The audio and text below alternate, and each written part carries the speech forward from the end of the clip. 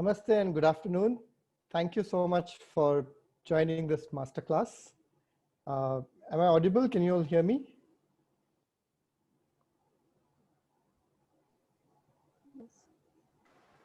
Yeah, we can hear you, sir. Yes, thank you. So if I may request you to turn your cameras on, it will feel a lot connected and we would have great interaction if you don't mind.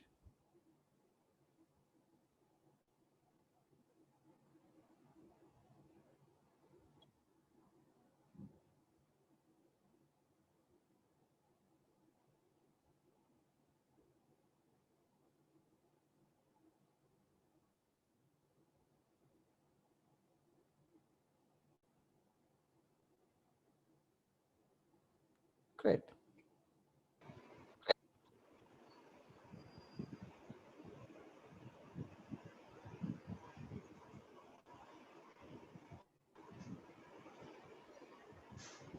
All right, so we are all from more or less from the same generation, right? People born in probably the mid 60s to the 70s or maybe early 80s, right? But say there, and so we can possibly call ourselves one generation more or less.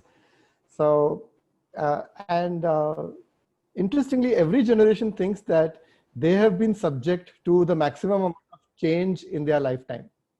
So I used to hear my grandmother saying there was, there were so many changes that happened in her life, and she thought everything has changed. She was the one who got squeezed between her mother-in-law and her daughter-in-law, and she had to make compromises and changes there.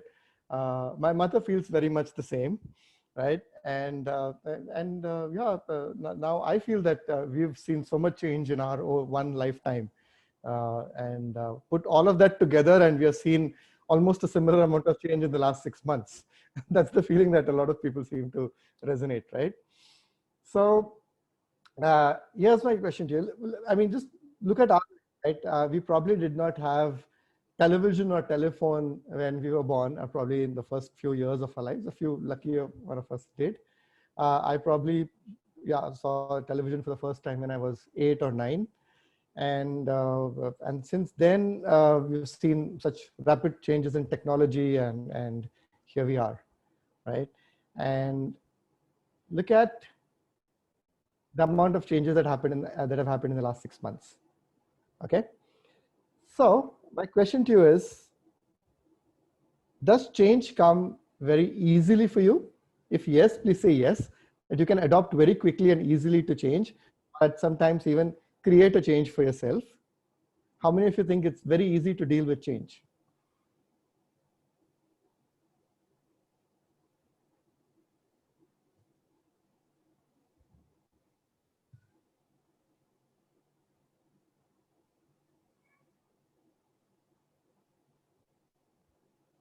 Not so easy, okay?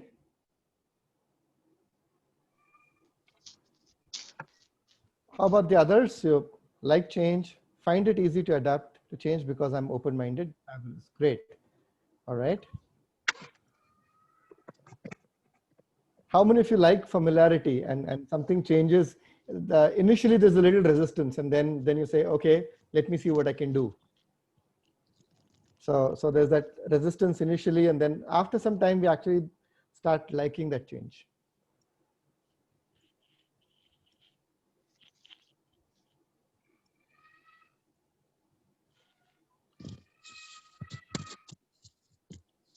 Right, okay. And the same token, have you seen people who get completely overwhelmed by change and really we had to take very, the example of the butterfly. We had to take the best example of the butterfly. Yes, yes, the chrysalis. Yes. So one has to go through a lot of difficulty. How the caterpillar, yes, and a lot of changes and all. Yes, beautiful. Caterpillar, from the caterpillar to, again, it will be coming to the different stages, how it is struggle to eat. And the next one after that is taking rest, and again, it will become as a butterfly. So we have to take the best example for the change of the life is a butterfly. Thanks for sharing that, Mr. Rao. Right. And if you look at the massive, unprecedented changes that have happened in our lives in the last few months, you have seen that some people have, quickly moved on and adopted to this change, and probably even have experienced a lot of internal growth in these 6 months. Whereas some people are still struggling to adopt to this new normal or the new changes, right? And the third extreme is there are people who are also going into depression. People have become violent. That across the globe there are many cases of domestic violence that have spiked up in the last few months. So more or less the exact same stimulus, and we see that people have a different response. Right now, what if I tell you that we could program our minds, that we could adopt to change in such a way that irrespective of what's happening in the external environment, we can choose to feel how we want to feel. We can choose how we want to feel. We can choose our emotions, we can choose our thoughts, and we can train our minds to do that. Right? If you think that's a possibility, you're right. And that's what neuro-linguistic programming is all about. Right? So to give you a quick heads up on how some of our beliefs and some of our patterns are formed, it is said that in the first 7 years, a big chunk of our personalities are, they're formed in the first 7 years. And we all learn that by simply by observing people unconsciously, mostly. And we simply get hardwired into things. So a lot of our fears and phobias and some of those patterns get created in the 7 years itself. And then they kind of strengthen with the environment between the years 7 and 14. That's the next part of the formative age. And post 21, there's the few changes that happen in our professional environment. Okay, so a big chunk of this, basically the big chunk of our beliefs or values or these patterns, they operate at an unconscious level. We're not even aware that this is happening to us. Okay, so we're going to look at how our minds process information, right? The bit of a neuro on how our nervous system works and deals with it. Not very technically, it's mostly English. Linguistic, as you understand, is the language, and programming refers to patterns, right? Or computer programming, like input, process, output, right? Our minds work pretty much similarly. Okay, so should we get started?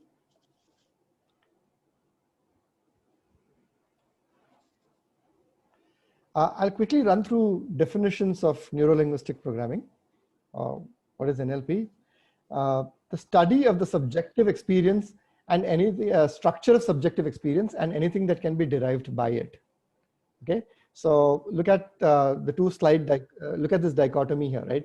On one side, we're saying structure, and the other side, we're saying subjective experience. So essentially, it means that no matter what's, so if a bunch of people are going through a similar event, right? We all have a different internal experience of that particular thing. And there's a structure and a pattern which we follow every time. And a similar kind of a response, a stimulus can get a similar, evoke a similar response from us. Okay, so what can we derive from it? What can we learn? And how can we help ourselves or others to change this experience if needed? That's the whole idea of neuro-linguistic programming. Another much simpler but very powerful definition is that NLP is a study of excellence. So this is, I'm talking about mid-70s, a young student of computer science named Richard Bandler was basically creating models, and the idea at that time was, how do we model human tasks or human skills? How do you understand how they work, and how do you code them into a machine? That was early computer science.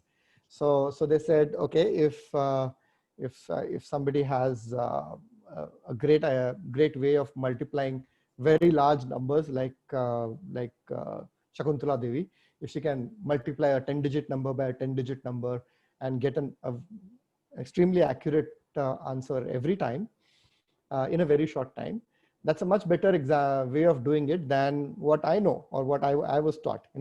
multiplying every digit by every digit and then adding everything together, it should take so many minutes and chances of errors are very high.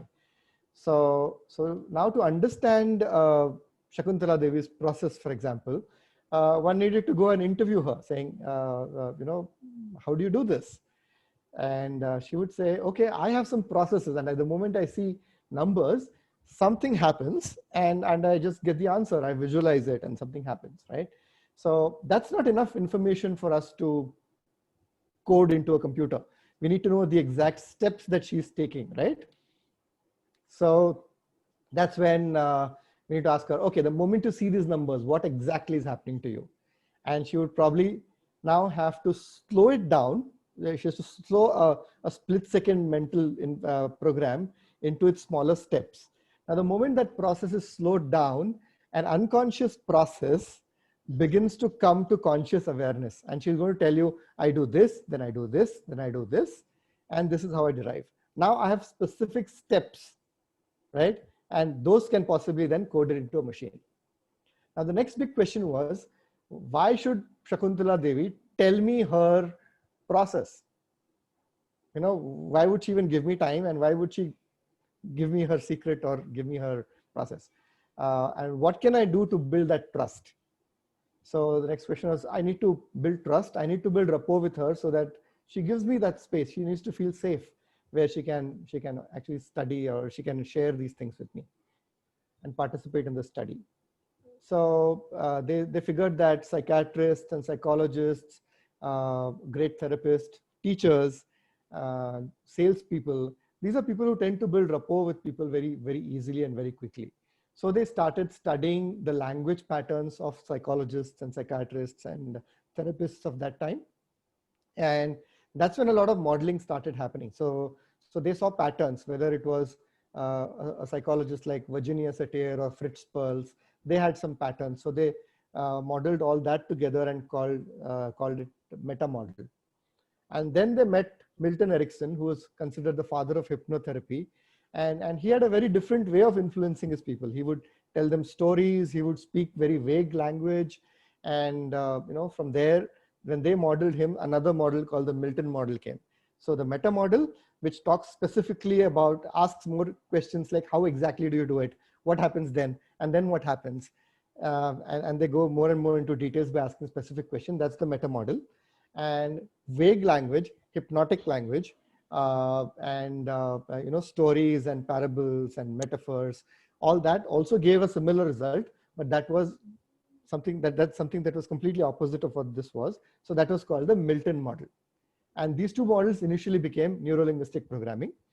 And then a lot of contributors, like Robert Dilts, and we're going to look at one of his frameworks today. There was Tad James, Wyatt Woodsmall, to name a few, who significantly contributed to the field of neuro-linguistic programming the way we know it is today, right? So study of excellence is the next, this one, by just simply by modeling. And we tend to do a modeling a lot of times, right? When we see that maybe some of the professors we really liked when we were back in school or college, or maybe a colleague who does really very well, we sometimes unconsciously tend to do things that they are doing and more or less get the same results. Okay, so now the question is, now if I have certain patterns of excellence, can I install it in any other person? And the answer is yes. That's because a mechanical engineer like me who's not qualified in psychology can still help people with certain psychological issues, because those patterns, I've learned them and now they're installed in me. Similarly, anybody else can learn these patterns and become NLP practitioners or master practitioners or trainers or coaches, right? So NLP is an attitude, and that's an attitude of curiosity. So how is this happening? With like the children, 6-7-year-old children, how they ask 300, 400, 500 questions a day on an average. So NLP actually is born out of an attitude of curiosity, of observation, right? And methodologies emerged from that. And there were a bunch of patterns that were observed. And there's a trail of techniques that we know today are neuro-linguistic programming. Okay, and here's a simpler, straightforward definition. NLP explores the relationship between how we think, that's neuro, how we communicate, that's linguistic, and our patterns of behavior and emotion, that's programs. Okay, that's neuro-linguistic programming. So essentially, if you understand how we think, right, we can use language to influence and change our programs and patterns if needed. We can do it to ourselves and we can do it to others. And it's remarkably easy once you understand the basics of this. It's really is. And chances are, when you look at some of these patterns, you may figure that every time you are effective in certain areas or with certain people, you will resonate with this, and you may think that, hey, I have done this somewhere. You know, you might get that aha feeling, saying, hey, I have done something like this before, or I've seen someone doing like this. Because NLP was not born in a lab. It was basically empirically done. It was done by observing people who are demonstrating excellence. So far so good. Everybody okay with the definitions? Yes. Okay, great. So we said attitude, methodology, trail of techniques. Right? Attitude of curiosity. Now the second important thing here is, in NLP, we focus on the process and structure and not the content.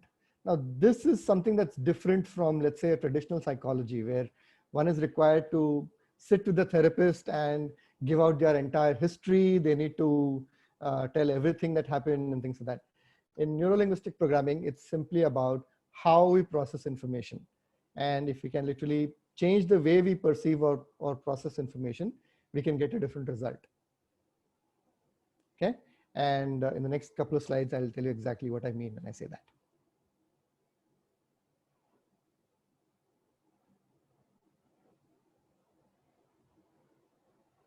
So when you ask the question how, and when you ask the question why, right?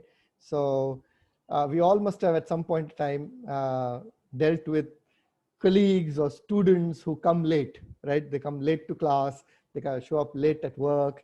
And if you ask them the question, why did you come late? You invariably would get some story or a reason, right? Now, what if you ask, how do you manage to come late? What happens to you when you come late? Or what is resulting in this, correct? Are you shifting now from the reason of the story to what is happening, what is making that person come late? Yeah. Do you see a shift? If you just, instead of why, if you ask how, do you think you'll get a different answer? Think about it for a moment, and please type in a chat box and tell me what you think.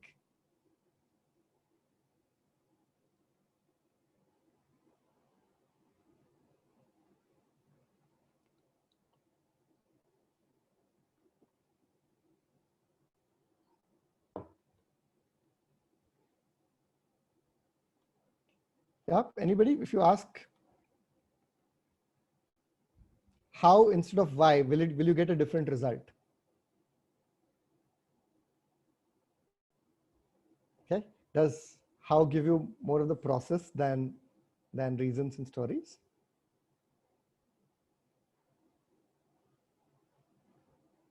Yes. All right. And usually then you would respond by thank you. And if people continue to give response, you have to say thank you and how. You come back and you're likely to get the context for the structure. And we'll talk a little more about that as we go ahead as well. Okay. So there are times when people, come into my office and they say, I have, let's say, a phobia, for example. I have a phobia of a lizard or a phobia of a cockroach, right? Now, here the story would basically be, when did it happen? Since when do you have this phobia, correct? And what is your first memory of having this? Who did this to you? What happened then? These are stories, right? Whereas now, if I have to look at just the content, I'm going to say, okay, the moment you see something like this, when you see that particular creature, what's happening in your mind? Okay, then they might say, I'm seeing a picture. And in most cases, a phobia is an extreme emotional response to a visual stimulus. I see something and I have an extreme fight or flight response, right? And typically it is seen that it is such a distorted image that that person sees that, let's say a lizard that's about 2 inches wide long and is about 3 feet away, into the unconscious mind, it looks this big, right? And it's right here in their face. Now, if any one of us physically saw a lizard this big right here, it would give us goosebumps. Sorry, we would go into fight or flight, right? But now somehow their mind has learned to distort that image this way. And all I have to do is now train their mind to, stop visualizing a lizard that's this big here and start looking at it the way it is, which is this big, those many feet away. Now, do you think the intensity is going to go down? It always does, right? So now I don't know, I don't need to know why, when, what happened to the story, how did you get it the first time? None of it, which is why NLP works very, very quickly. Okay. So most cases of phobia that I have worked on, people usually need 1, max 2 sessions to completely overcome phobia. And sometimes they've been carrying this phobia for years and years. Okay. So you see the word dog here, right? On your screen. Okay. And the moment you see this word dog, each one of you is going through some experience in your mind. Okay. And is it going to be the same or is it going to be different? Very different, I'm sure, right? Okay. So how many of you would look at a dog as something like this? The moment you heard the word dog, or you see a dog somewhere in a park, which is maybe 20 feet away, some people would see it like this, and some people would see it like this.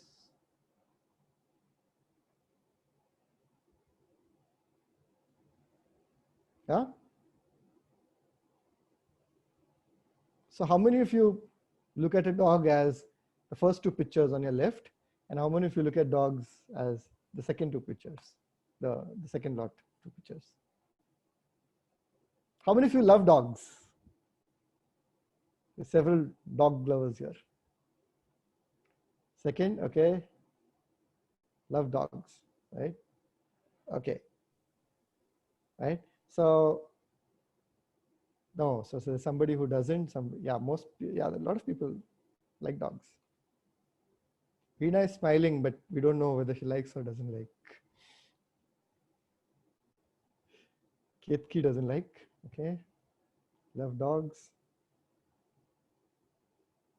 Radhika, yes, there are ferocious ones, but I've never been bitten. Veena also. Oh, okay, Veena. Okay, all right. So let's say if somebody who loves dogs completely and somebody who is scared of them or doesn't like them, if these 2 people are standing in a park next to each other, okay, and a dog is approaching them, okay, are you going to see now that they have different internal images, are they going to have 2 different internal experiences? Yeah. And are their behaviors also going to be very different? Because the way they see a dog is very, very different. So someone's want to go and somebody's going to have, feel like going and petting that dog and playing with it. And somebody's thinking fight or flight. If that puppy is really too small, I might be able to fight it. But usually it's best to just run away. Okay. Or they might just freeze. Okay. So same external stimulus and completely different behaviors, right? So this is the subjectivity that we're talking about, right? Each one of us sees the same sensory input very, very differently and subjectively. We're processing information subjectively rather than objectively. Yeah, everybody okay with this? Same external information, we process it differently and we behave and react and respond differently to it. And now we're going to understand how exactly this is panning out. Okay, so this is us. More or less, not a very good sketch artist. So let's say we are watching this external event here, right? So how connected with the external world, right? We are connected with the external world, our interface to the external world. These are our 5 senses, right? Visual, seeing, auditory, hearing, kinesthetic, touch, temperature, pressure, right? Olfactory, smelling, and G, gustatory, that is taste, right? So these 5 senses are basically our interface or connection with the external world, right? Without them, we're not connected to the external system at all. Think about it. All right. Now, these 5 senses, when we are awake, they pump in an enormous amount of information into our nervous system or our brain, which is something like 2.3 million bits per second. Okay. And if our brains and if our minds have to process that much information, continuously, we would simply feel completely overwhelmed. Okay. If I have to put this in perspective, if anyone of you, most of you are from India, right? Yeah, and or have lived in India at some point of time. So you've watched Indian television, especially the news channels these days, right? So let's say there are 2 people yelling at each other on a news channel, on a debate. Okay, there's a lot of visual information as well as auditory information getting into your nervous system, but you can still make sense of it. 2 people are talking, they might be yelling and screaming at each other, and while this is happening, breaking news, this is flashing. In another corner, there's some ad flashing. There's one banner that's continuously running and that news is not even relevant, but you're still able to see and process this much, right? Your eyes and ears are putting in that much information into you, right? Now the third person also starts talking simultaneously and you begin to lose some information, right? So if you have to focus on one, you more or less start defocusing on the other. And now as it happens, sometimes 4 and 5 people start talking together simultaneously and it's all high decibel. You really can't make any sense of it, can you?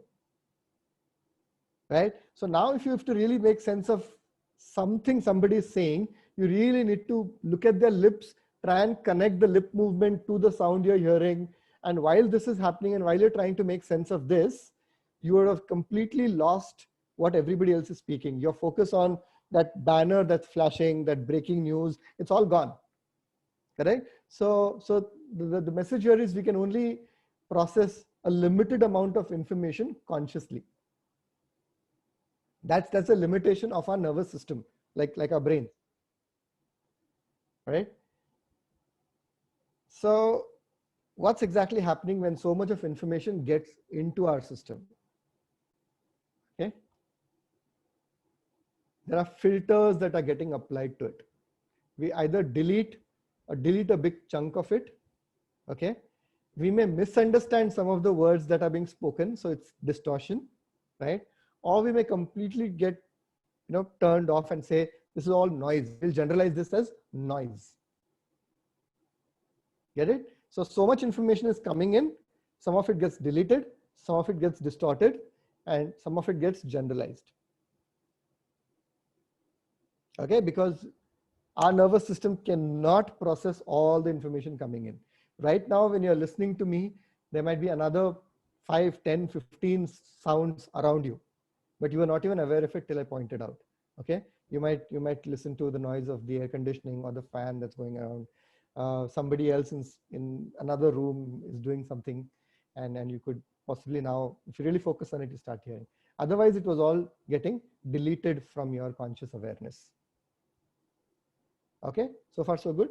And what is creating that subjective experience is how we delete this information, how we distort, and what do we generalize this information at.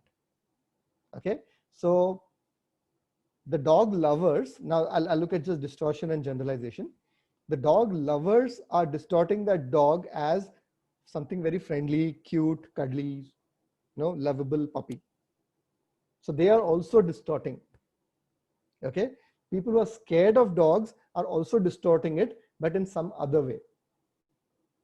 Okay, and this is coming from a generalization that either all dogs are lovable or all dogs are hostile. Okay, now how do these patterns work and why does this person think all dogs are hostile, and why does this person think all dogs are friendly, and if this can be then extrapolated to every experience that you have on a daily basis, right? Each one of us has a unique pattern of deletion, distortion, and generalization. And that could come from our childhood experiences, from our memories, from the decisions we make, from the kind of languages we speak and the structure of the language. For example, if you look at the German language, if there are any German teachers here, and if you compare it with the English language has many more words like must do, have to do, possible, impossible, correct? Whereas in Germany, there are just simpler words like just do and not do. Okay, so these are modal operators of necessity and modal operators of possibility that we have in the English language. And the German language doesn't have those many modalities, modal operators, sorry, right? And you'll see that generally, German people are a lot more organized, focused on tasks than English speakers, whether they might be from the UK, India, or America or somewhere. Now, within that population, there might be a difference. Like not all Germans are going to be completely organized, or not all English-speaking people are going to be completely disorganized. There's going to be a degree of differences. But generally, that language also tends to, influence our DDG, if I may now abbreviate it to. So after this DDG has happened, right? We have like an internal representation or an experience. So now that dog looked very ferocious to me in my mind's eye. That is my internal representation. That dog looked very friendly to me. That's the other interpretation or internal experience, right? Now, the moment I got that internal experience, it's going to change my emotional state, right? Now, I'm either going to be scared or I'm going to feel a lot of love. Okay. Now, the moment I get into a particular state, for every emotional state, there's a bunch of neurochemicals or neurotransmitters that get secreted in our bloodstream some by the brain and some by various organs in the body. Now, if you get into a fight or flight, our body secretes adrenaline, right? The adrenal glands are right there, right above our kidneys. Now, the adrenaline is a fight or flight hormone, and it prepares our body to either run away very quickly or go and fight and kill that animal, right? Whereas if you're feeling love, it could be dopamine, serotonin, a different set of chemicals that go into this, right? So those chemicals are going to have different effects on the physiology of the body, right? Fight or flight will basically mean liver releases more glucose, you start breathing very rapidly, get in more oxygen, and blood circulation from everywhere else is diverted to the hands and legs, because our body has to now fight, right? Whereas a dopamine or a serotonin is going to have a different relaxing, soothing, happy hormones kind of a thing. Okay, so the physiology is going to change, and there's going to be a change in behavior. You're either going to run away, or you might want to go and fight, or you might want to go and play with that dog, and you're going to get different results. Now, I took two extreme examples to represent this, right? Now, there could be very subtle differences in the way we delete, distort, and generalize also, which gives us very subtle differences in behaviors. Okay. Now, I'm going to introduce one word here, which is, if you sum total all the internal representations of a person, it is going to be that person's model of the world. Yeah, model of the world. Okay. So people who look at dogs have one particular model of the world as scary, and who look at friendly. Now look at people who look at change. Okay. Now, if you look at how people process information, some people might get motivated towards. So, two people might be running on treadmills, but one person is doing it because they want to have a great body and they want to feel great about themselves. Whereas the other person is going to do because they don't want to have diabetes. They don't want to have heart ailment, or they don't want to be obese, right? So one person is motivated towards, the other person is motivated away from. Now, in NLP, we do not judge anything as right or wrong. Anything that's working for the person and helping them to achieve their outcomes, it's good for them, right? So one person, there are some people who are very detailed oriented, right?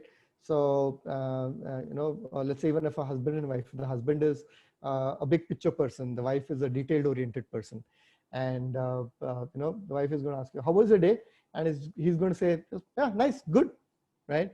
And if you ask the same question to the wife, she's going to tell you a half an hour long story. And she'll tell you this happened and that happened, this happened, right? So detailed oriented picture. That's how she looks at the world. And the husband is probably going to look at it. And it's not a gender thing. It's just a very personal thing. Okay. So there's one theme that I want you to just become aware of, right? And look at people around you or think about yourself also, okay?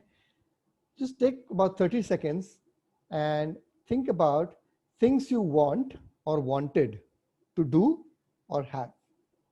I want to do this, or I wanted to do this, or I wanted to have this, or I wanted to have that. Yeah, everybody?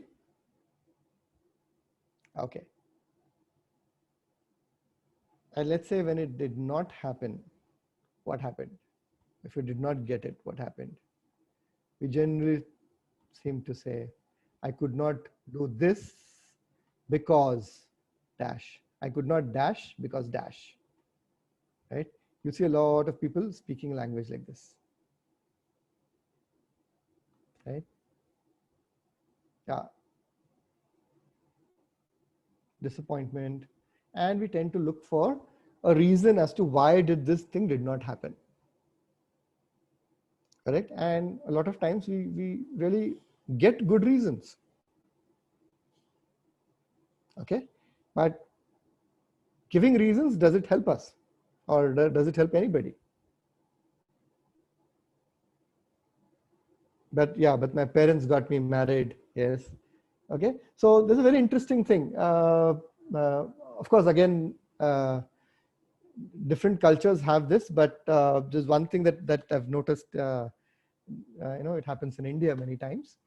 So when this little child, where just he or she is beginning to walk, right, 1.5 years maybe, and goes and bumps into a chair and starts crying, a parent or a grandparent would quickly pick that child up and try to pacify that, and then they're going to look at that chair or something and say, oh, this chair hurt you, oh, right, punish that chair, right?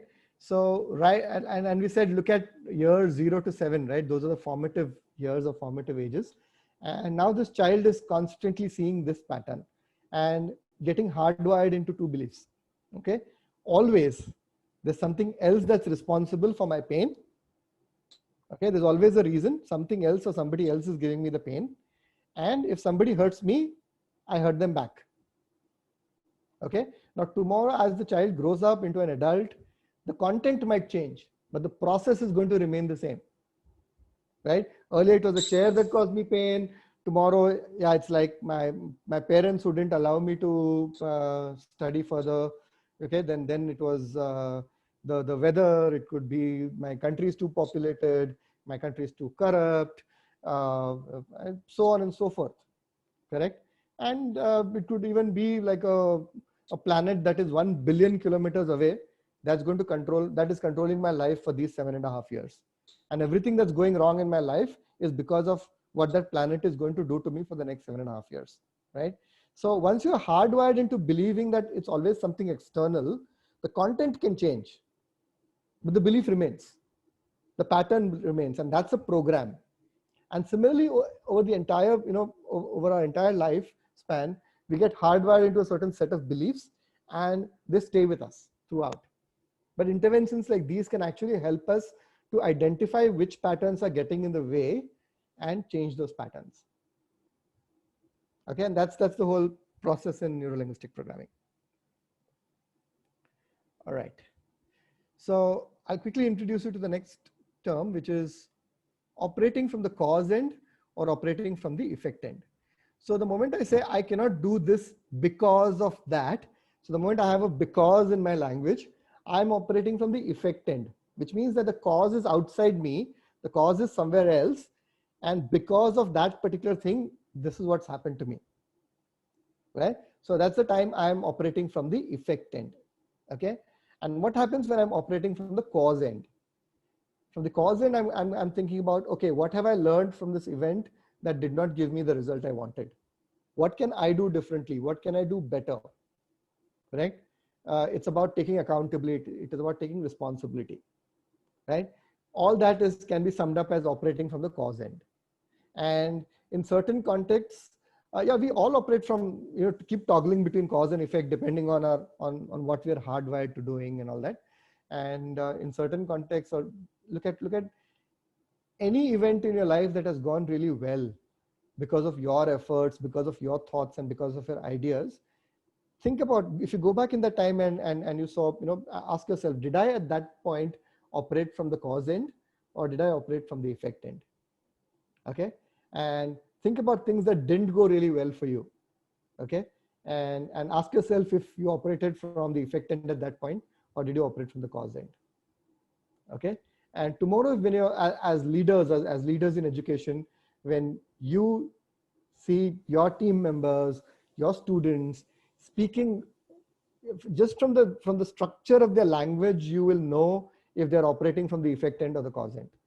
The moment you say this didn't happen because, the moment they say that, it's a sure shot indicator that they are looking at pinning that blame or pinning the effect cost somewhere else, right? And you can simply ask them certain questions and help them to move to the cause end. Yeah. And the more and more you start doing it yourself, and the more and more you encourage the others, over a period of time, you'll see that this change is becoming systemic. Initially, it's a lot of effort. Okay. And just one little piece that I wanted to share. See, neurolinguistic programming is not something that that we understand cerebrally or cognitively alone. This is something that's like a hard skill. It's like, it's not enough just to understand the theory of how to swim or the theory of how to drive a car, right? So looking for these linguistic patterns, becoming aware, calibrating, having that sensory acuity, or having that keen observation, this has to become our second nature. The moment we start doing that, we are processing a lot more information. The ability to focus on what's really important. Any of these skills or any of these patterns, they become our second nature only by applying them and using them over and over again. So there's this body of knowledge, and then there's a bunch of skills to be learned and mastered. And both these together will give you mastery over the subject, right?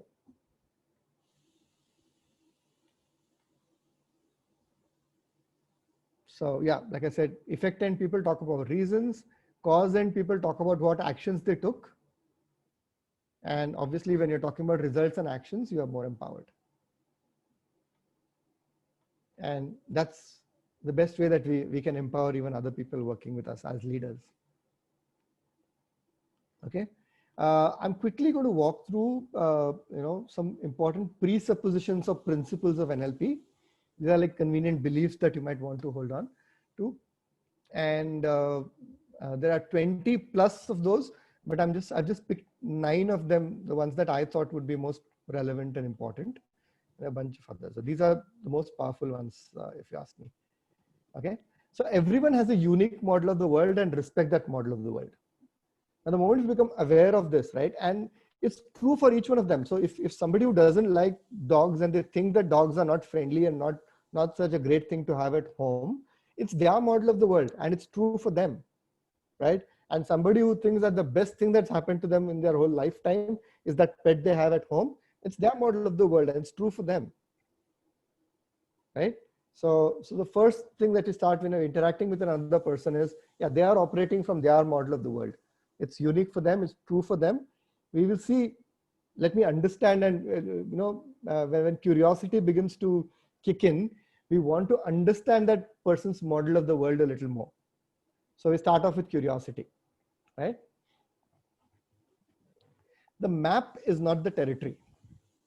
Okay, so here's the interesting thing. So the map here is another word for model of the world. Okay, so let's say you go to a restaurant and you see a fine dining restaurant and you see that the menu has been described very, very well, right? So is reading the menu and understanding how it's made the same as tasting the food? Not, right? or even if you look at a one-on-one scale 2D map of a particular territory, is it going to be the same as experiencing the actual territory itself? It's not, right? Completely different, right? So when you say the map is not the territory, let's say at times somebody, one of your colleagues, they come and tell you a story, or they come and narrate an incident or an external event that has happened, and it might seem like they're giving you a lot of details. They're giving you, it seems like they're giving you numbers, they're giving you precise information, right? And you think, yes, what this person is telling me is the truth, right?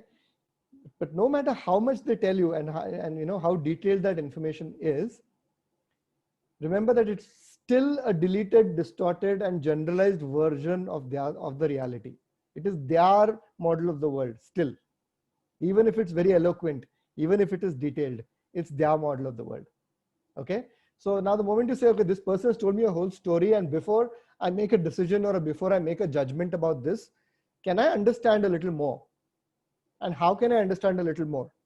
The answer again is ask more questions, seek more information, right? And by asking more and more questions, it's likely that you might discover many more things, right? Like in one of my earliest NLP sessions, there was this girl, who was a passionate athlete in her teenage. Then she joined the army, retired from the army, and then built a career in HR. And I told her, okay, narrate an incident that you remember very well. And she said, yes, PT Usha, some Asian Games. She remembered the jersey number that PT Usha was wearing. She remembered which lane PT Usha ran in. And she very, elaborately described the entire 200-meter race that she had witnessed. And I think PT Usha won that race, right? And she said, yes. So now this is not a deleted like DDG'd version, right? I've told you everything. And I can see that picture clearly. It's all there. It can't be a deleted, distorted, generalized thing. Okay. So I asked her, who came third? Right? Who came fourth? Who was in the farthest lane? Who was in the inside lane? Who was in the outside lane? If PT Usha was in the third lane, right? And that was also reality, but she had not remembered that. Her focus was only on PT Usha. So even if it appeared that she was giving a lot of details, it was still the map and not the territory. It was still a deleted, distorted, generalized version of a reality. Okay. Here's a very important one. Please, if you could please pay attention, a little more attention to this.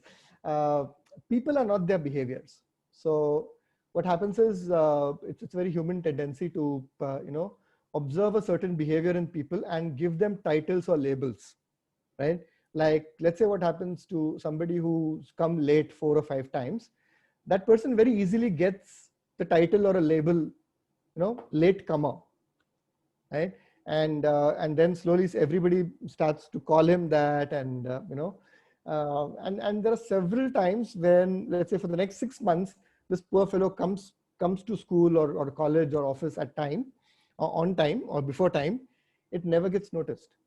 6 months later, on another day, he comes late, and someone's going to say, look, I told you, no, see, latecomer has come late, right? So, or let's say when I was in school, I used to get bouts of asthma, and my doctor called me an asthmatic. My parents started calling me, so, oh, Sagar is an asthmatic. And some of my teachers started calling me an asthmatic, right? So it's 2 things, right? Saying Sagar has asthma is one thing, and Sagar is an asthmatic is something else, right? Which one do you think is more powerful? Which one is a stronger word? Sagar has asthma. Sagar is an asthmatic, right? So if you look at asthmatic, it's like a title, right? Or like an identity, and it sticks. Have asthma, there is at least some way of thinking, some room for asking, when does he have asthma? And that's not 365 days in a year, right? I used to have asthma in the monsoons and maybe a few days in winter, right? I had no asthma in summer. I was fit, hale and hearty. But this filter then I actually started believing this, right? Sagar is an asthmatic. My teacher started saying that, oh, he's an asthmatic. Forget about him. He's not in sports, is not for him. right? That actually became a filter with which people started distorting the way they were looking at Sagar. So these titles also become filters. And there are many other filters that operate unconsciously. So the idea is avoid, especially the negative ones, avoid giving people labels on the basis of a few occurrences of a behavior, because there's a lot more to people as a title or an entity than those few instances of a particular behavior that we notice.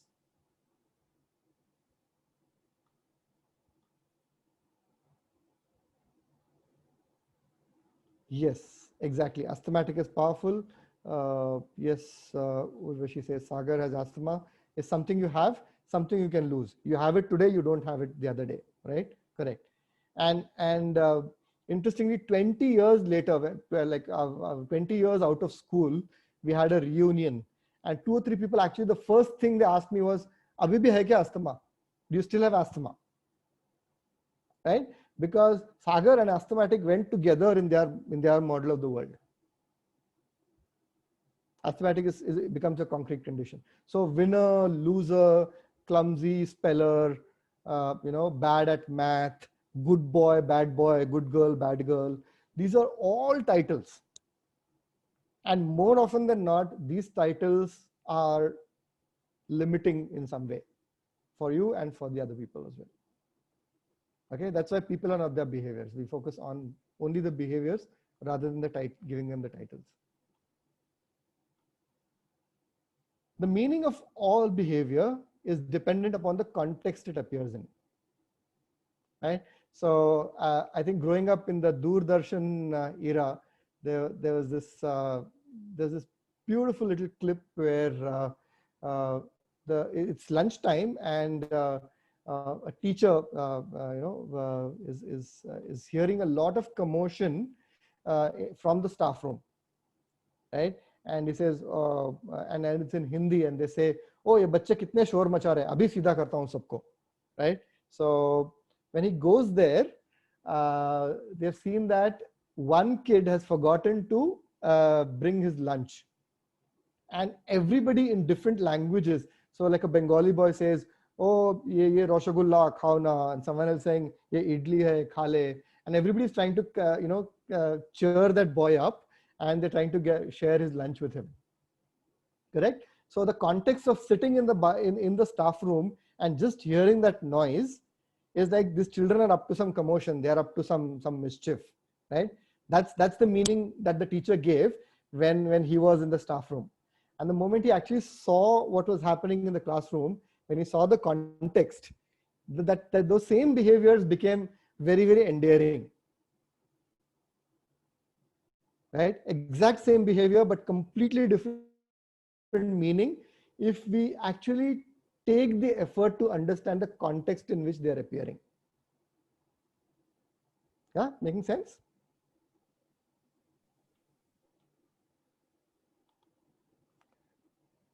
Okay, so this might trigger a bit of a debate, but all behaviors have a positive intention. Okay, so how can you say when somebody is hurting themselves or they're addicted to a substance or they hurt somebody else, how is that a positive intention? So when I say positive intention, I mean the intention that that person has in that moment, in that context, for themselves only. Okay, so if a person is actually probably, let's say, committing suicide, they're thinking, for me, it's an end of a lot of pain, a lifetime of pain. So I'm moving on to something better. So that is that person's positive intention in their model of the world at that point of time, right? Similarly, if you look at criminals, they have a justification of what they did, and that is their positive intention. Okay, so you're going to say, yeah, somebody's positive intention can be very negative for somebody else. The answer is yes. But why this is a presupposition is because if we understand the positive intention, we might be able to give them other behavioral options that are not so harmful to other people. So rather than trying to cut a behavior back another behavior, if we look at the intention behind that behavior, then we might be able to look at other behaviors that might give the same intention and are less harmful. Okay, so I'll talk about that. It's called the new behavior generator model. Here's one, and I should have put this in bold. The person with the most flexibility of behavior has the greatest influence on others. Right? People who are rigid might appear to be very powerful. People who are flexible doesn't mean that they don't have a mind of their own or don't have their value systems or anything like that. I'm talking about behavioral flexibility. I'm talking about people who have more than one ways of achieving the same goal. People who have the flexibility to look at someone else's point of view very quickly and work accordingly. People who are quickly able to look at the context of a behavior rather than going by what they think first. If they have the flexibility to look at it from the same thing from different perspectives, they're obviously going to be a lot more influential and powerful and have much greater influence on everybody, right? There's no failure, only feedback. Okay. Now the word failure also sometimes becomes a title. The word failure also becomes a judgment many times, right? So if you say an event has happened and what have I learned from this? So if I only look at feedback, if I choose to focus only on the feedback, the chances are that I might not make that same mistake again, right? So this is a word failure is something that you might want to even completely drop from your vocabulary if you feel appropriate. Okay. The meaning of the communication is equal to the response you get. Now this is another, cause and way of looking at how we communicate. So you must have heard a lot of people saying, hey, I said the right thing. That was not my intention, but that person misunderstood me. So what can I do? Okay. Here, what this presupposition is saying is, if that other person misunderstood you, then the very purpose of your communication was to offend that person, if that person felt offended. So this actually takes us back again to, if I don't want this thing to happen, then I again need to understand that person's model of the world and tweak my communication using behavioral flexibility so that I have the right communication strategy with different people. Different people process information differently. Correct? Now in class, you might have children who are visual, children who are auditory, children who are kinesthetic in the way they learn. Okay. So Richard Bandler, one of the co-founders of neurolinguistic programming, says that there is nothing as a learning difficulty or a learning disability. It is a teaching difficulty or a teaching disability. Do you connect to that?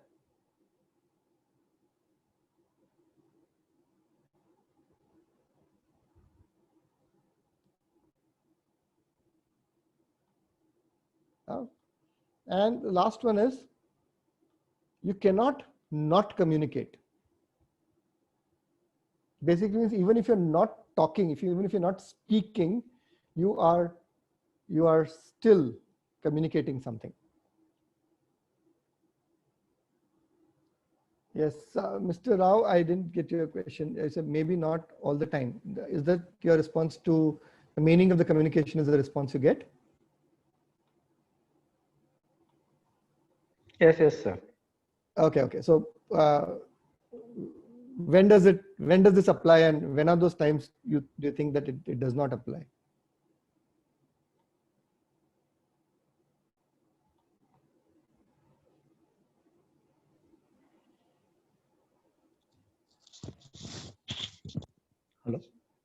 Hello. Yes, sir. I'm not getting your question. Yeah. So you're saying the meaning of the communication is equal to the response you get. Yes. If that's not true all the time, are there some contexts where yes, where this is correct, true? The opposite person is not receiving that our communication properly. Correct. Then automatically it goes to the miscommunication. Yes. And the response will be coming the different. Exactly. It is. So I'm saying as a communicator. Yes. Sorry. Yeah, it's a depend upon the situation. It's a depend upon the place where we have that surrounding situation and all that. It's a depend upon all the reasons. So many. So what your statement is absolutely correct in some times, but not all the times. That's my question. Yes. Now there are some people, like you said, who would not understand. There's a gap getting created, right? So in this case also, if I continue to say, so the moment I say it's not my problem, that person misunderstood, right? He doesn't understand. You're operating from the effect end. If you still ask your question, how else can I communicate with this person? What else can I do to get this person on the same page, right? Then you might still find some other ways in communicating with this person effectively and get your point across, right? Sometimes it might become very time consuming and it might become a very uphill effort.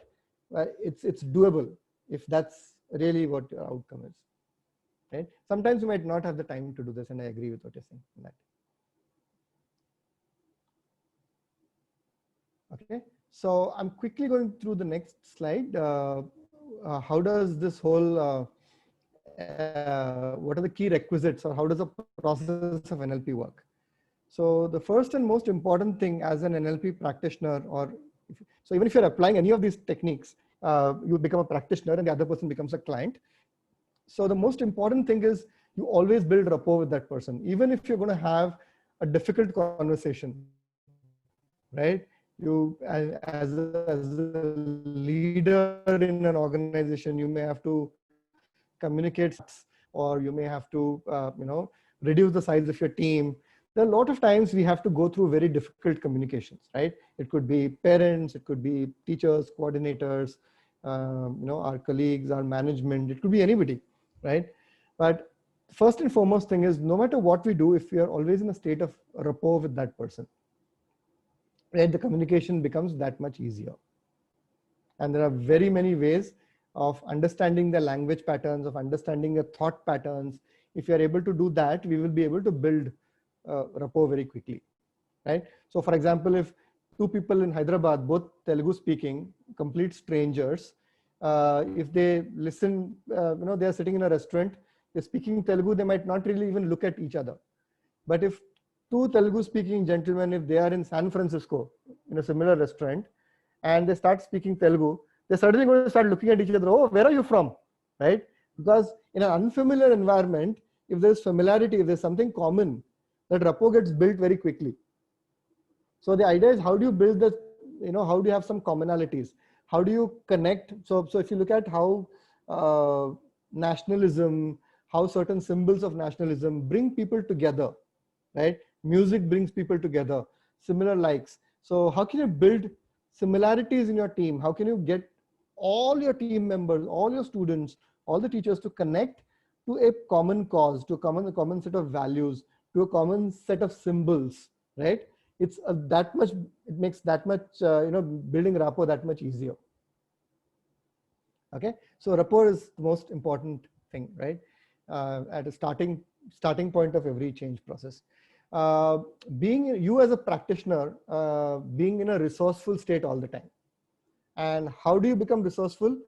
Those presuppositions that you saw before, if you simply internalize all those presuppositions, if those presuppositions become a way of life, you will always find yourself in a resourceful state, right? If you always say, yeah, the model of the world, let me explore, let me look at things from curiosity. There's no failure, only feedback. Okay, this didn't work. What else can work? How else can I communicate with this person? It's not their behavior, right? People are not their behaviors. What else do I need to know about this person?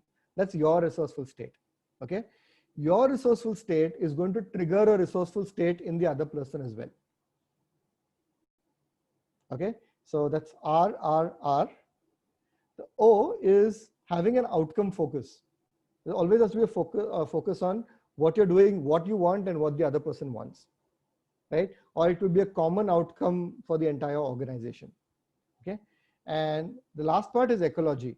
So whatever you do, is it ecological? Is it, I'm trying to fix one problem here, but while I'm fixing this problem, am I creating a problem somewhere else? Okay, am I doing like a quick fix? Am I taking a shortcut? Okay, will today's like Frankenstein, right? I'm creating something today, and that whole thing comes back to bite me again. So ecology check is basically to make sure that your solution or the thing that you're doing is holistic, is environment friendly, it's good for people, it doesn't hurt, it's coherent, you're consistent with what you're doing, things like that. Okay, so here's one quick linguistically what you can do, and language can be so powerful, right? So if you've heard speeches of very great orators, politicians or religious leaders, you see that it's something like, yes, we all can do it, right? Or अच्छे दिन आने वाले हैं, right? It is not specific, it's very generic, but it has a very mass appeal. So when you're communicating with a larger audience, if you start speaking very specific language, it might exclude a few people. Generic language or chunked up language includes, it's a lot more inclusive.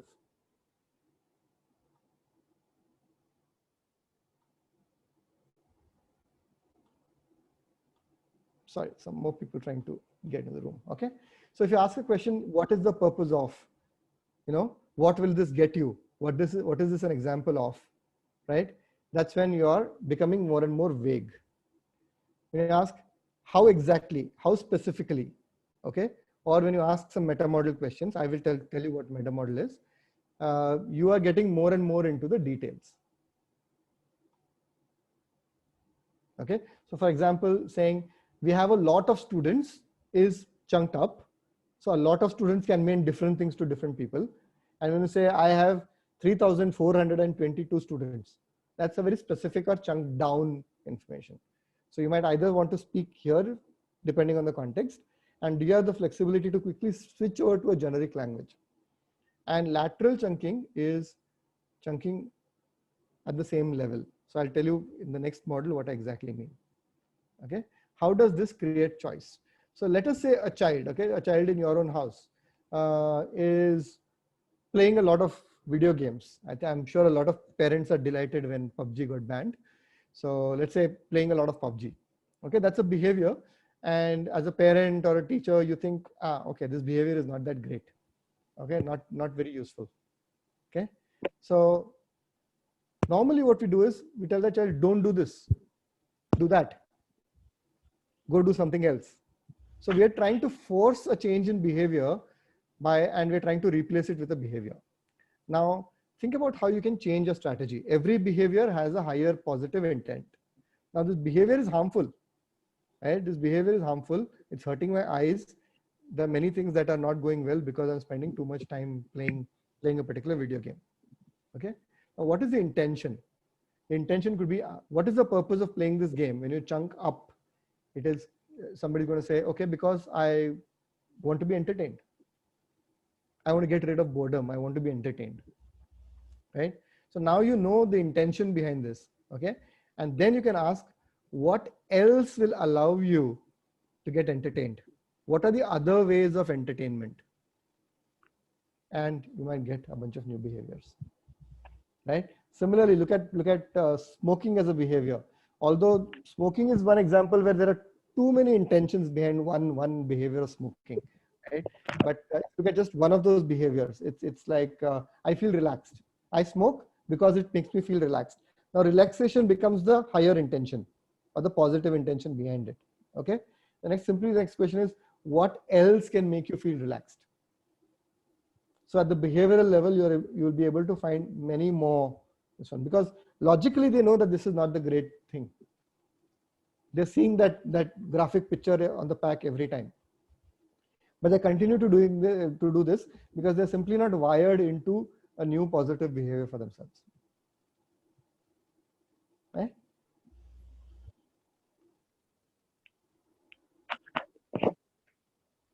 And here's one. It's called the Dilts neurological levels, named after Robert Dilts.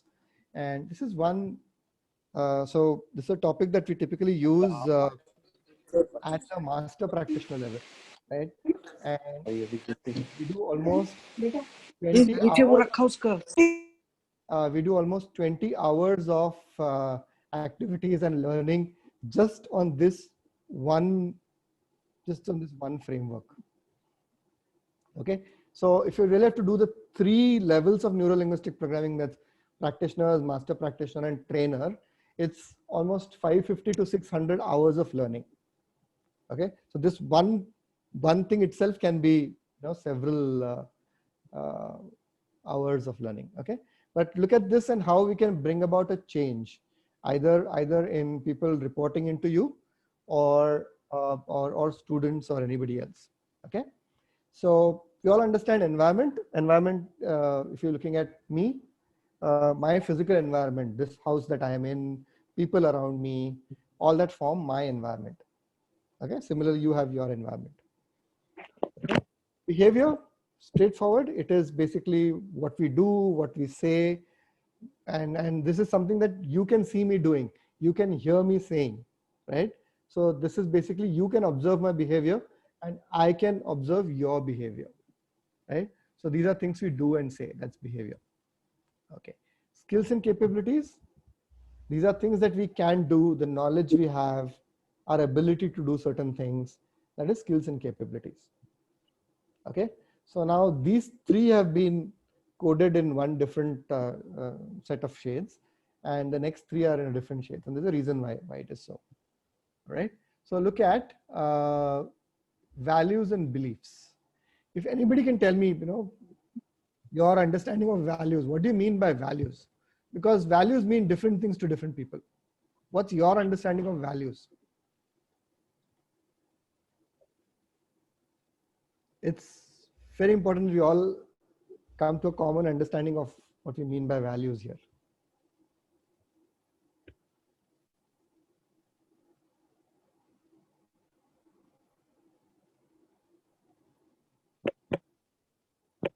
Anybody? How many of you think it's values is right or wrong, moral values? Are these values? Or you say this person has good values, this other person doesn't. Belief change, values don't. Okay. Can you give it a shot and define value? What does value mean?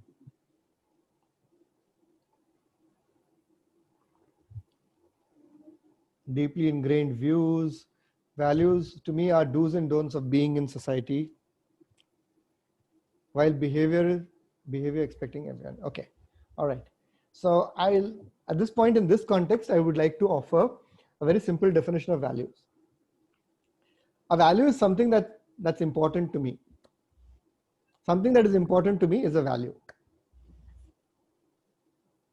Okay, so it's important for me to own a good luxury car. Okay, yeah, and that luxury car is important to me. Okay, integrity is very important to me. Okay, happiness is important to me. Spending quality time with my child is important to me. Taking that one nice family vacation every year is important to me. Health is important to me. Get it? So that there are, if you start writing these things, right, it's going to run into hundreds and hundreds of words or phrases, right? Now within this, there are some means values and a few are end values. For example, when I say it's important for me to own that dream car of mine, okay, it's important to own that luxury car. It's important to me, it's a value. Okay, and if you ask me a question, what is the purpose of having that car? What will this car enable you to do? Right? I'm going to say it's going to make me happy, happiness. Okay, and there could be a bunch of other things. Vacation with family. If you do that, what is it going to do to you? It's going to make me happy. So happiness could be an end value, because if I ask you what is the purpose of being happy, it's probably going to say it's happy, right? or bliss, or you might just want to give a synonym, but the spirit is more or less the same, right? So values are things that are important to us. And what is the belief?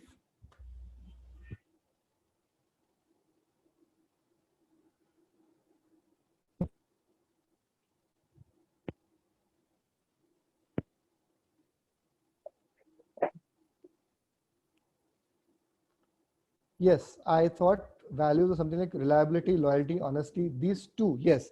Is it important for you to be reliable? If that answer is yes, reliability is a value. Is it important for you to be loyal to a particular person? Is it valuable to you? Is it important to you? Yes. So those are also values. Okay. Now tell me belief. What is a belief?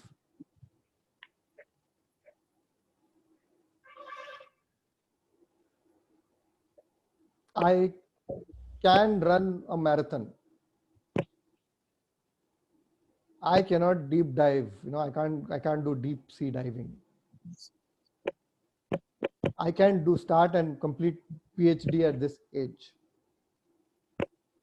Usually believed, imbibed from external sources, like someone was told to pray from their childhood.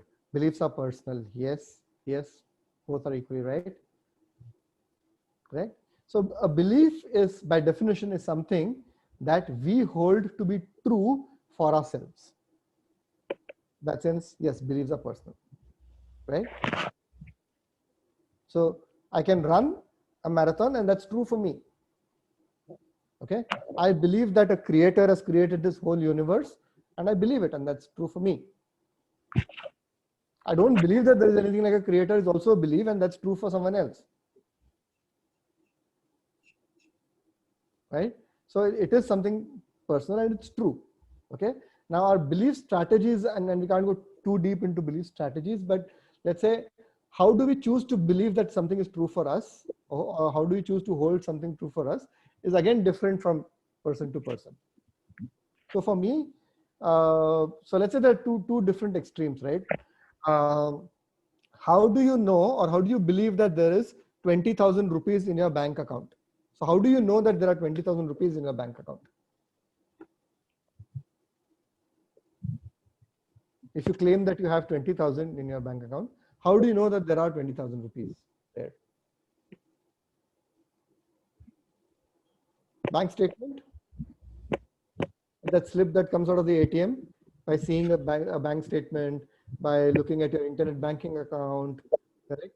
And if you actually go, if you get a passbook printed, and if you actually go write a check to the bank and say, I want to encash this, you can physically get 20,000 rupees in your hand. That's how you can believe that there is. So now there is specific sensory evidence that tells you that this is true. That's one end of the spectrum. That's a belief, right? Now, how do you know that there's a creator who's created this universe? Right?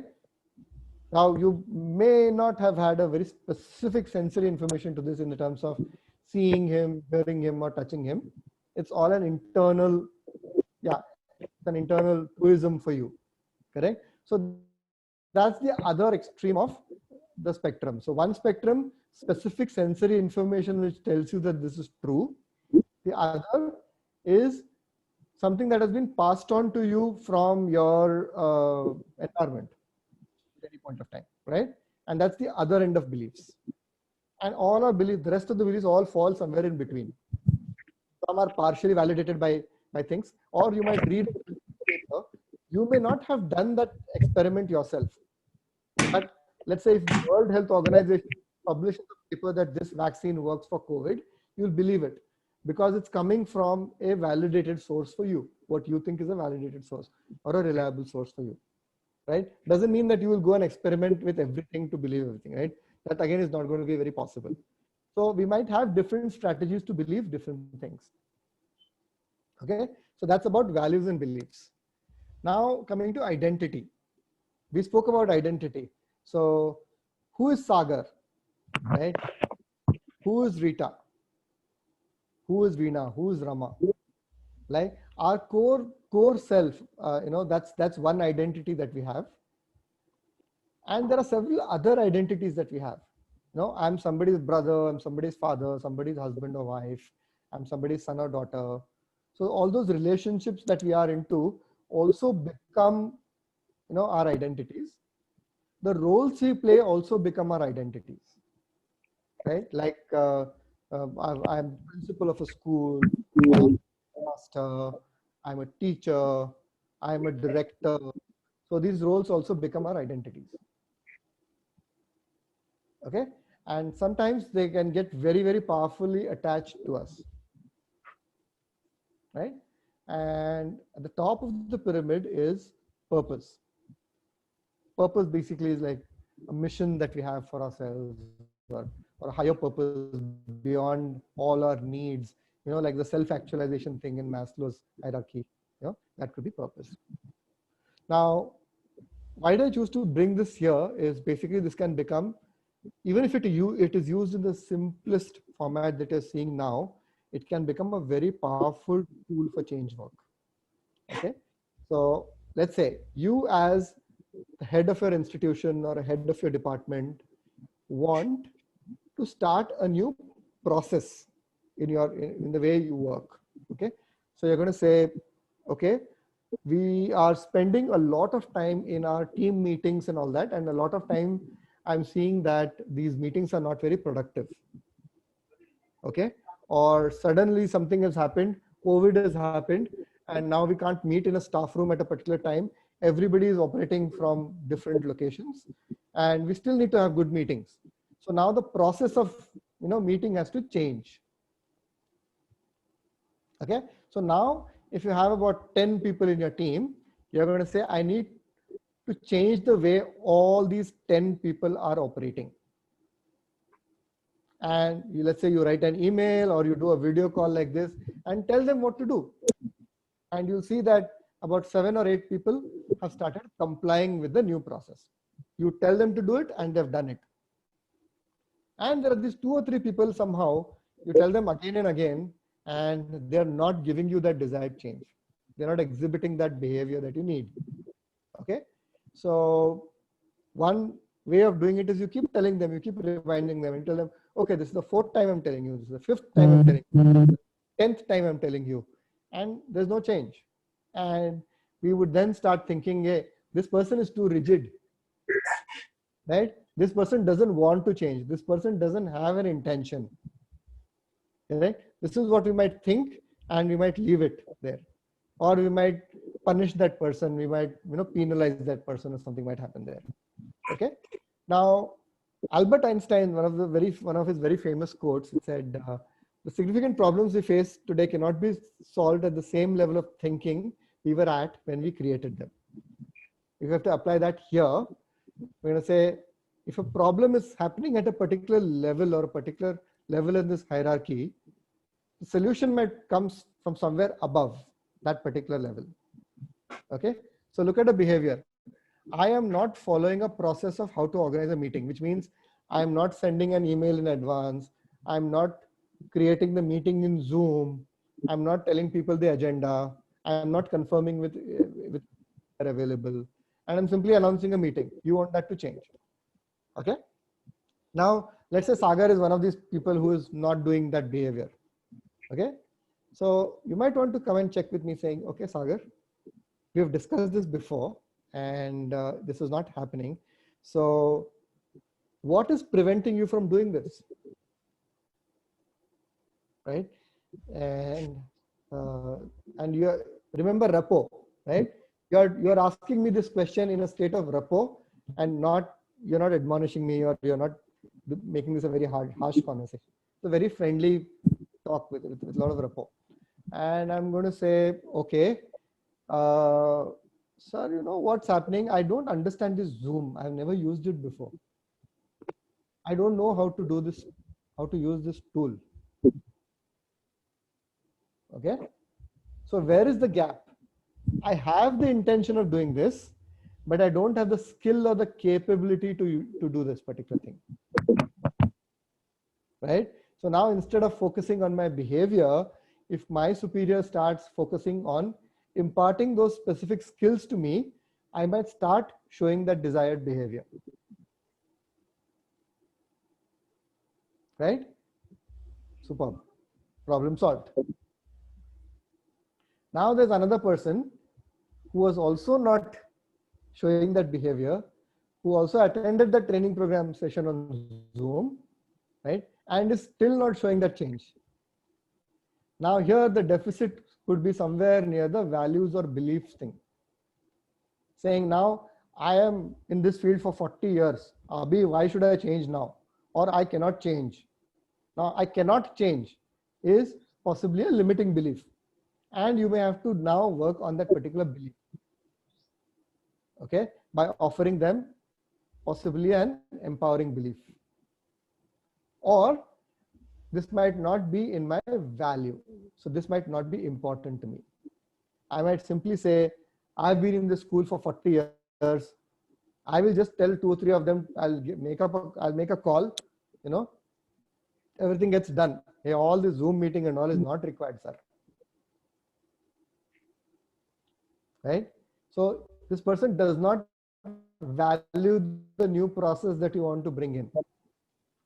So now either you have to work on that particular value and convince the person of the value, or you have to work on that person's identity, which is you are the most senior most person in this, right? You are the future leader of this company or a future leader of this school, right? And if you do this, your team members are going to do this as well. So you have to work possibly, you'll have to pat into that identity of the person, stroke that identity of the person, and you might start seeing a change in their skills and capabilities, and finally in their behaviors.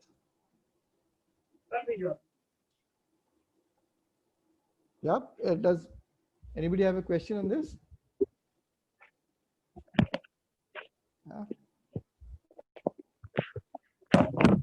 Yeah, okay.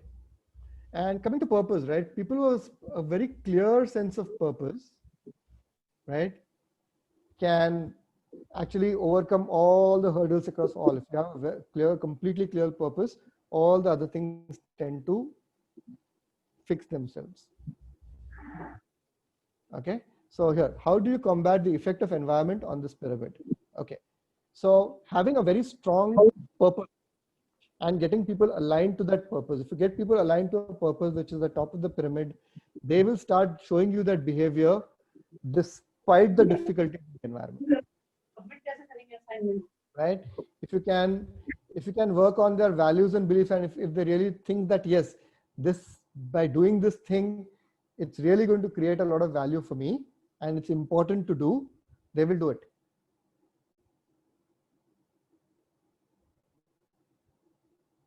Right? Urvashishi, does that answer your question?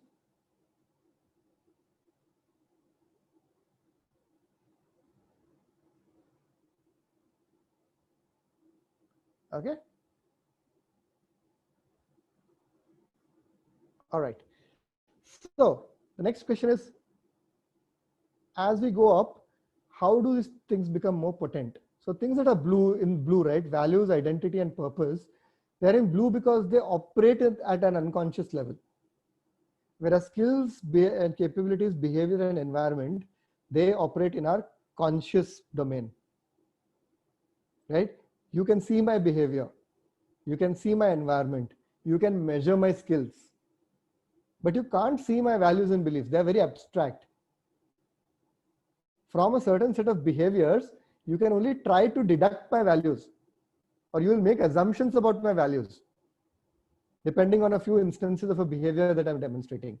But you can't really see because they're in my unconscious. Right?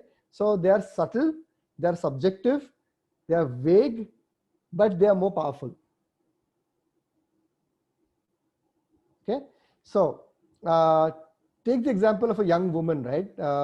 And her identity is that I am a professional, I'm educated, and let's say I'm a manager, or I'm a coordinator in a school, or I'm the vice principal in a school. That's his or her identity. I'm going to take the example of a woman now. And what are the values and beliefs that support this identity? Okay. Or she might even look at herself as a future principal of an institution. So I'm the future principal here, and that's an identity that is very powerful at an unconscious. I'm very ambitious, right? So the values that might support this, that would support this identity are excellence, like the need for excellence, punctuality, high level of work ethic, integrity. All these things are supporting that identity, right? Which is why that identity is going very strong. I have linguistic skills, I have communication skills, I have the skills to do great lesson planning. I can deal with parent-teacher meetings very well. These are my skills and capabilities, right? And they are again supporting my identity. Okay. The behavior that I exhibit on a daily basis, the way I dress, the way I walk, the way I talk, all these things are also showing as my behavior, and that's again aligned. And the way I keep my desk, the way I organize things, that's my environment. Now, this lady gets married and she conceives, and now a new identity called a mother is getting attached to this, right? And now suddenly, do you think she will be able to operate with the same values? Punctuality, excellence, you know, being very, very goal oriented. Really doesn't work, right? To be a good mother, and at the moment she holds this little life, little newborn in her hand, new values like, caring, nurturing, selfless love, patience. These are the things, these are the values that actually will start connecting to that identity, right? And instead of now picking up a management book or a subject book, she'll start picking more and more parenting books. Instead of discussing, world peace or weather or movies with her colleagues, she's talking more about parenting and nurturing and nutrition for a child and things like that. So she's automatically changing her skills and capabilities, right? Obviously, that's going to show in her behavior, and she's going to change her environment for that child. Okay. Now, I don't know if you've noticed this. If you tell a particular teacher saying, you are the future coordinator in my team, and have you seen a change in their behavior? So the moment they see an identity saying, I'm a future coordinator, do you see a behavioral change? Just think about that instance, see if this has happened to you, see if you connect with it somewhere. Okay, so this is basically the DILT's neurological levels. And the idea in bringing about a change work in any person is to look at where that deficit really is happening. What is driving that undesired behavior? Or what is keeping that person from exhibiting that desired behavior? Simply, sometimes it could be a fear that this is not for me, right? It could be a value which says, never advertise yourself too much. Let the world recognize, let the world recognize your efforts. You don't go and talk about your work or what is good in you, right? And it might work in certain contexts, it might work in certain identities, but it might not work in certain roles. That becomes a limitation. So what works in certain context may not work in another context. The meaning of the behavior depends upon the context it appears in. Similarly, certain values are great when you're in a classroom. Those values simply become irrelevant when you're in a virtual classroom, right? So for example, the way you dress could be a very different value. The way you dress in front of a camera could be very different than how you would dress for a classroom, for example, right? So again, if you remember, I talked about behavioral flexibility, the ability to adapt values, ability to change beliefs according to a purpose. How quickly can you do it? The person who's most influential is the person who's most flexible around all these. Yeah, so that's a little bit about this. So essentially, the thread in all of these, right, in understanding that other person's model of the world, the key here is asking the right questions, right? Even here, I'm seeing a particular behavior. What is the intention or what is the purpose of this behavior? The moment you do that, you're able to generate so many alternate behaviors for them, right? Chunking up we saw, right? Being in a state of rapport, no matter who that person is, no matter how difficult that conversation is, right? Being in your own resourceful state, keeping that other person most resourceful. That might be a child who is in a stuck state. How do you bring out the most resourcefulness in the other person? having a complete clarity of your outcome, and always doing an ecology check. In the long term, is it really good? Is it benefiting everybody? Is it hurting anybody? That's an ecology check.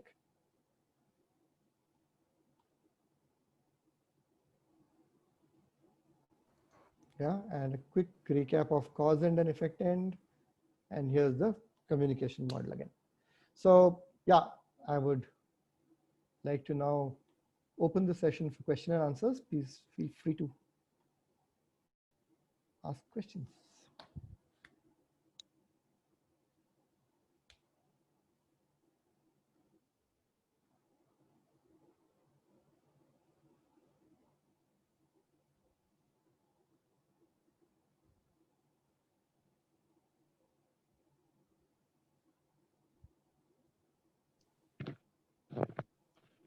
Sagar? Hello. Yes. Yeah, thanks for a very interesting session. Thank you. One thought occurs to me that how do we maintain a balance between flexibility that you highlighted and some of the core values that may be very deeply ingrained. So will that flexibility lead to having indecisiveness or unclarity? Yes.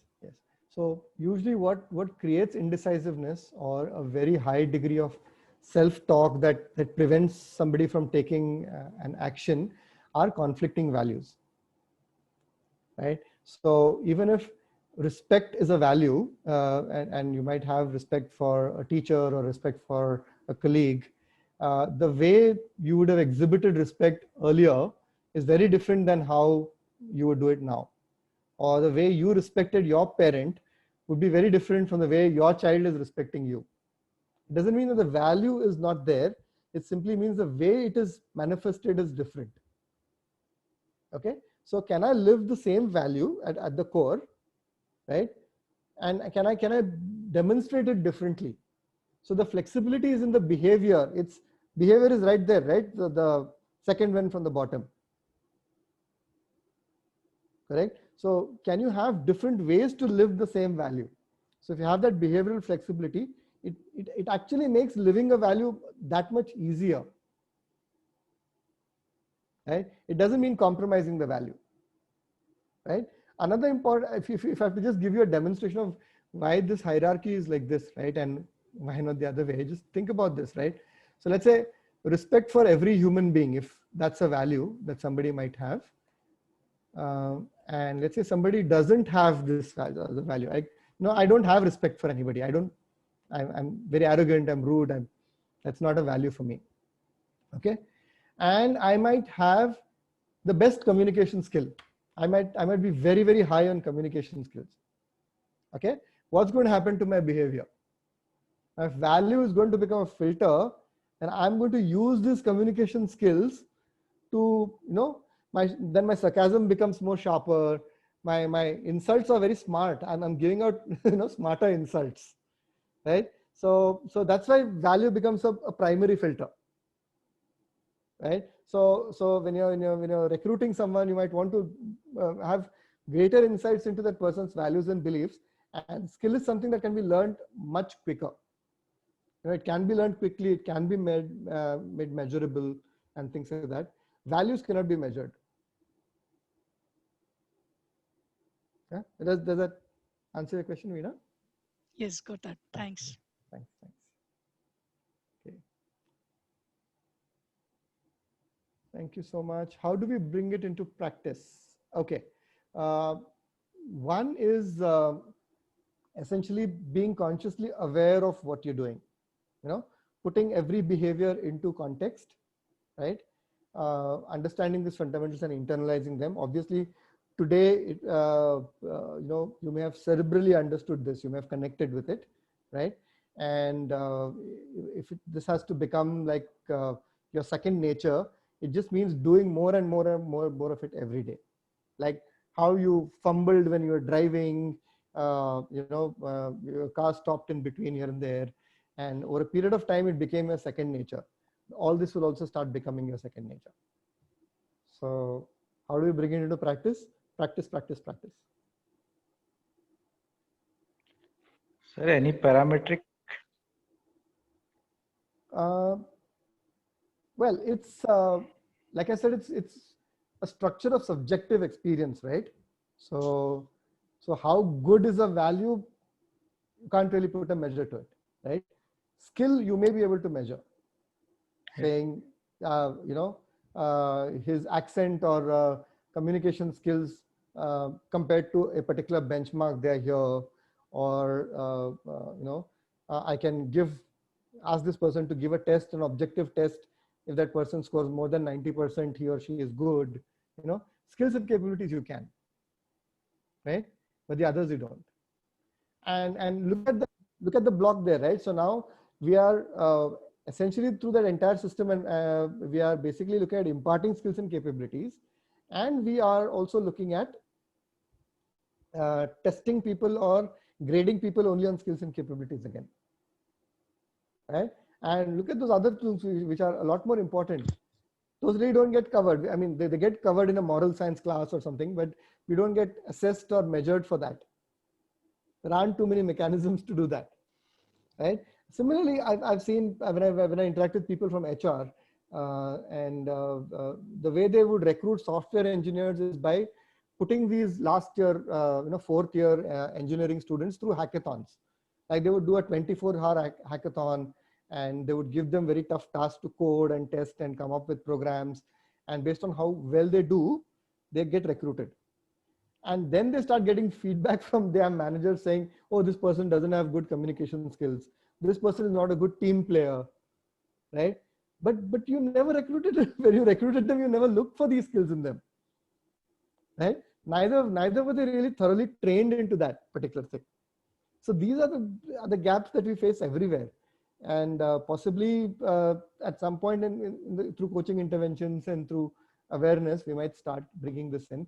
Let's say as a part of like a small mini think tank that we are here, can we think of more ways to start doing this and building this in the way we work with our staff members, and subsequently can we trickle this down to our students? So if you have any ideas on this, I would really want to understand them and open that discussion as well. Yeah, at the PhD time, we saw that neuro-linguistic program is a non-parametric statistical applications. So we did a small research based on this one at the time of PhD. Right, so that's why I asked it. Right. Yeah, so some people even call it a pseudoscience, and that's okay, because it does look at subjectivity, right? And it is at the cusp of science and art, because the whole linguistic part is art, correct? So look at something as simple as your word stress in the way you speak, right? So look at this sentence. Okay, I'm going to say it in 4 or 5 different ways. The words are, I did not steal your pen. Okay, and I'm going to say, I did not steal your pen. Okay, see what meaning you get.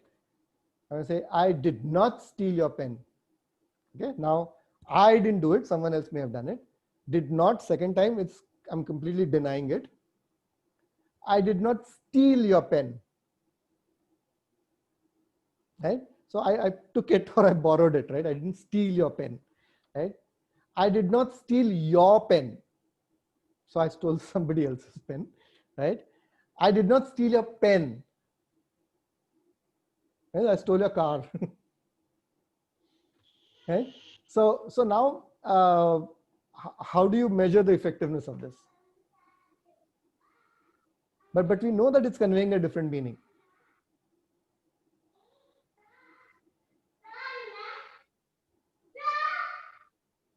Right? Yes. All right, great. So feel free to connect with us here. You have, I think you have Shriya's mail anyway that came here. We'll also send you an email with all our details. And yeah, please do stay connected. And if you do like to take your journey ahead, we'll be happy to partner with you in your learning journey with neuro-linguistic programming. So thank you very much for your participation, for joining, and for sharing. It always is a co-learning process. So thank you very much.